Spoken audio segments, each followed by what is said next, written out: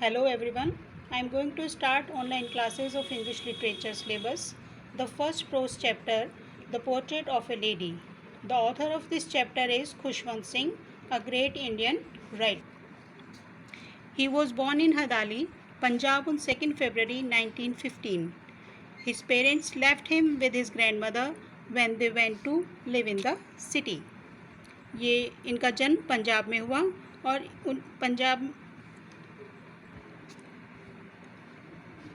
इनका जन्म पंजाब में 2 फरवरी 1915 को हुआ था। इनके पेरेंट्स इन्हें इनकी दादी के पास छोड़कर शहर में रहने के लिए चले गए थे। ही was a renewed author, he was a great journalist, politician and lawyer.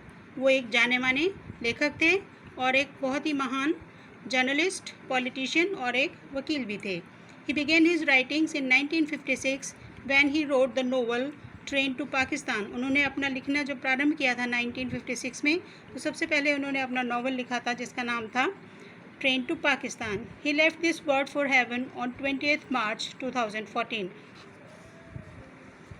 In this lesson he describes a graphic pen picture of his grandmother. इस लेसन में उन्होंने अपनी दादी माँ के शब्द चित्र प्रस्तुत किया है।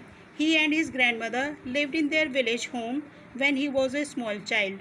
वो और उनकी दादी अपने गांव में रहते थे जब वो एक छोटे से बच्चे थे।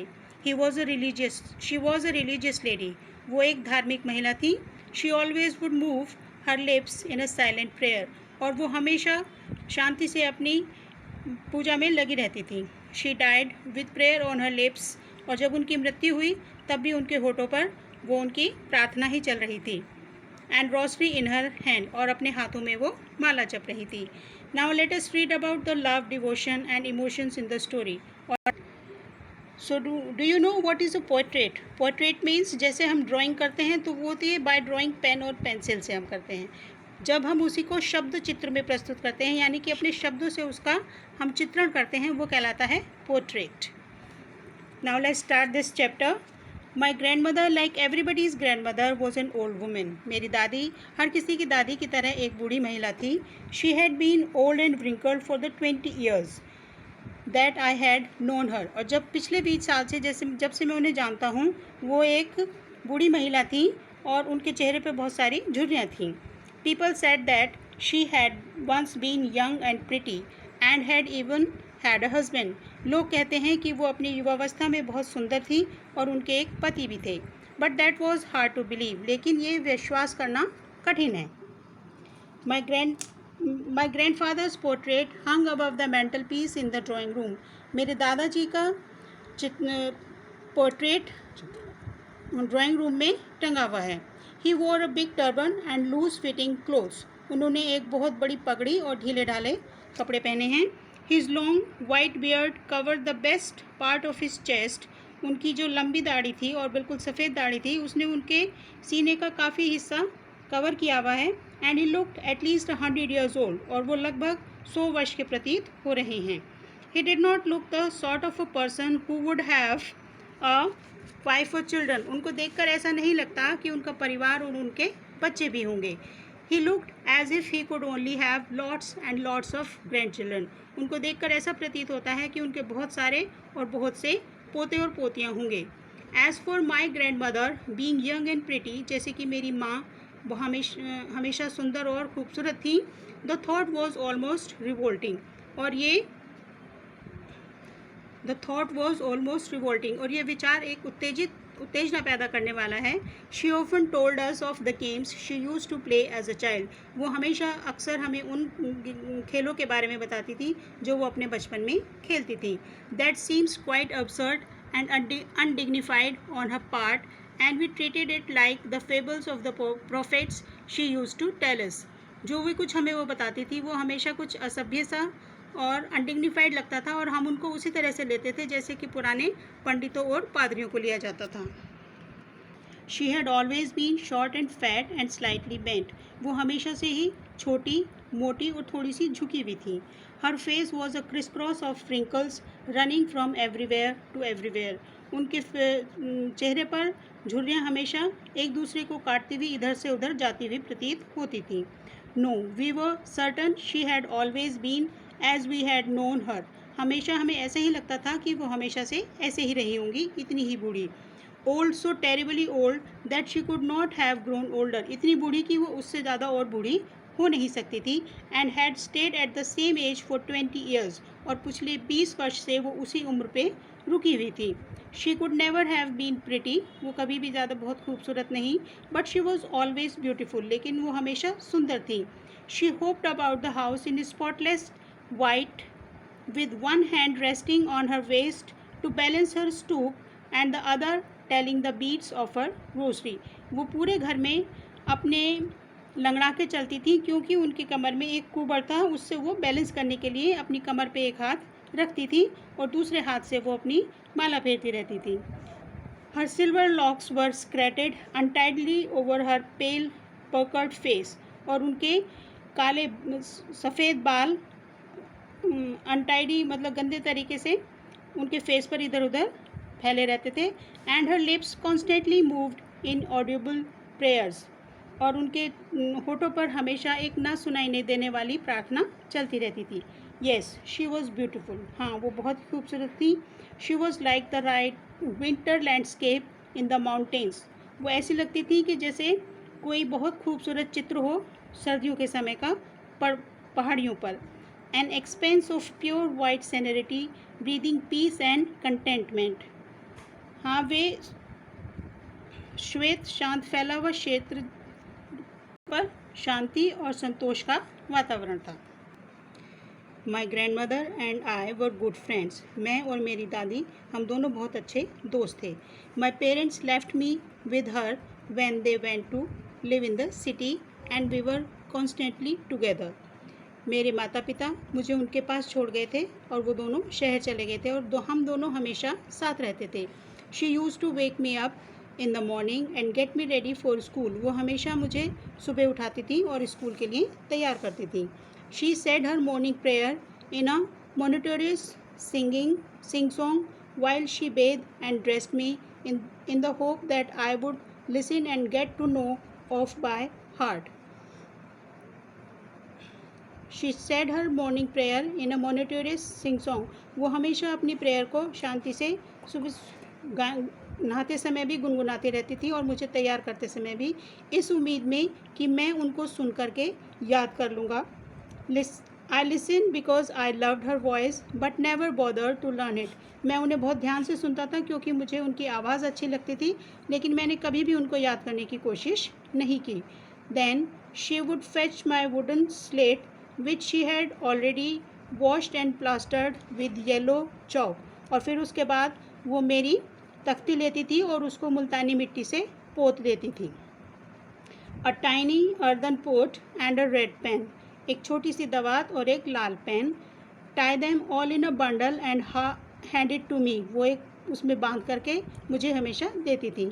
After a breakfast of a thick stale chapati with a little butter and sugar spread on it, एक हल्का सा नाश्ता जिसमें बासी चपाती होती थी, उसके ऊपर मक्खन और चीनी वो फैला के देती थी।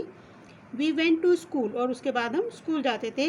She carried several stale chapatis with her for the village dogs, और बाकी की बची हुई वो बासी रोटियों को अपने साथ ले जाती थी गांव के कुत्तों के लिए। My grandmother always went to school with me because the school was attach to the temple, मेरी दादी माँ हमेशा मेरे साथ स्कूल जाती थी क्योंकि स्कूल के पास एक मंदिर था। The priest taught us the alphabet and the morning prayer, वहाँ के जो पंडित जी थे वो हमें अल्फ़ाबेट सिखाते थे और कुछ सुबह की प्रार्थनाएं बताते थे।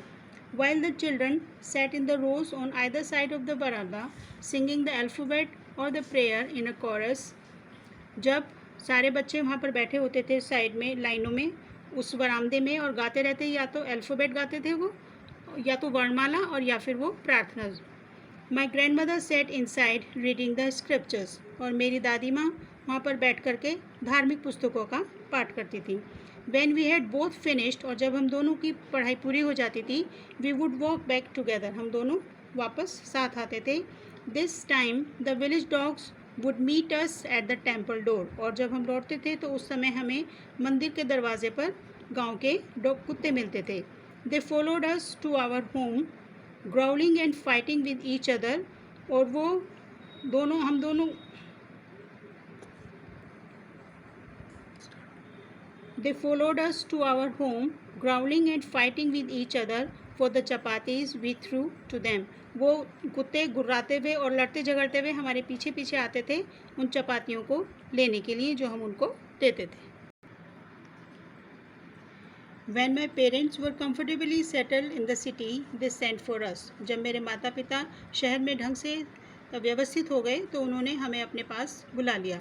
That was a turning point in our friendship. ये हमारी दोस्ती में एक खास मोड़ था. Although we shared the same room, my grandmother no longer came to school with me. हालांकि मेरी दादी मेरे साथ मेरे कमरे में ही रहती थी, लेकिन वो मुझे कभी भी स्कूल मेरे साथ नहीं जाती थी. अब I used to go to an English school in a motor bus. अब मैं स्कूल बस में एक इंग्लिश मीडियम स्कूल में पढ़ने के लिए जाता था. There were no dogs in the streets. वहाँ सड़कों पर कुत्ते नहीं थे. And she took to feeding sparrows in the courtyard for our city house. इसीलिए मेरी दादी ने अब चिड़ियों को खाना खिलाना शुरू करा जो कि हमारे घर के आंगन में शहर के घर के आंगन में आती थी. As the school rolled by, we saw less of each other. और जैसे जैसे समय बीतता गया हम दोनों का एक दूसरे से मिलना भी कम होता गया. For some time she continued to wake me up and get me ready for school. कुछ समय तक तो उन्होंने मुझे सुबह उठाना और स्कूल के लिए तैयार करती थी. When I came back, she would ask me what the teacher had taught me. और जब मैं वापस आता था तो वो मुझसे पूछती थी कि मेरे अध्यापक ने मुझे क्या पढ़ाया. I would tell her English words and little things of Western science. मैं उन्हें कुछ अंग्रेजी के शब्द बताता था और कुछ वेस्टर्न साइंस के बारे में जो हमें पढ़ाया जाता था. The law of gravity, Archimedes principles, the world being around us, जिसमें कि गुरुत्वाकर्षण का नियम, आर्किमिडीज का सिद्धांत तथा पृथ्वी के गोल होने की बातें. The world being around us. This made her unhappy. और इससे वो दुखी हो जाती थी. She could not help me with my lessons. इस प्रकार वो मेरी पढ़ाई में मेरा कुछ भी साथ नहीं दे पाती थी. She did not believe in the things they taught at the English school and was distressed that there was no teaching about God and the scriptures. वो विश्वास करती थी, उन चीज़ों में विश्वास नहीं करती थी जो मुझे अंग्रेजी स्कूल में पढ़ाया जाता था. and was distressed, और इसलिए वो दुखी रहती थी. that there was no teaching about God, कि इन स्कूलों में ईश्वर के बारे में और धार्मिक पुस्तकों के बारे में कुछ नहीं पढ़ाया जाता. One day I announced that we were being given music lessons. और एक दिन मैंने घर पर आकर बताया कि अब हमें म्यूज़िक पढ़ाया जाएगा, यानी कि संगीत सिखाया जाएगा. She was very disturbed. और ये जानकर वो बहुत परेशान हो गई. To her music had lewd associations. उनके हिसाब से संगीत एकदम निम्न स्तर की चीज़ थी. It was the monopoly of harlots and beggars and not meant for gentlefolk. उनके हिसाब से उनका अधिकार था. हैरलेट्स मीन्स जो वेश्याएँ होती हैं, और भिखारियों के लिए और सज्जन लोगों के लिए संगीत नहीं अच्छा माना जाता था. She said nothing but her silence meant disapproval. उन्होंने कहा तो कुछ नहीं, लेकिन उनका जो शांत हो गई और यही उनकी अस्वीकारता थी. She really talk to me after that. और इसके बाद वो मुझसे बहुत कम बात करती थी. That's all for today. We will continue the chapter in the next further videos. Till then you will read this chapter and try to understand it yourself. Thank you.